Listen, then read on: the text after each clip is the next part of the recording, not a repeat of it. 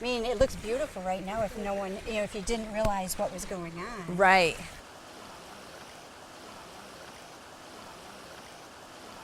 This is actually a public beach in this area, which used to be rather large, and one of the only areas actually in the township that actually has beach. So how far out was the beach?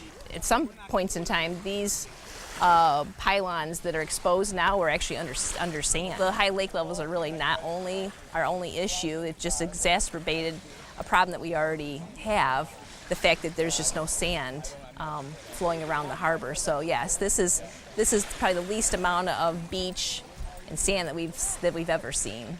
So from what you've told me before, the sand has gotten to a point that's too far out for the water to bring it back in.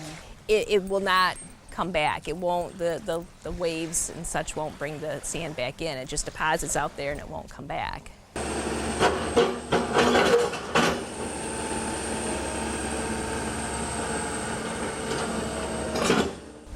There's no sand, and these storms come and it kind of washes out some of the rocks that are underneath these walls. So they're continually having to add to these revetments, and it's costly, just to save their property. And then they absolutely have no sand because they've just got rocks, but they have to do what they have to do to protect their property. Senate Bill 974, and what do you think about it so far? Oh, I think it'd be wonderful. It's really an answer to our prayers.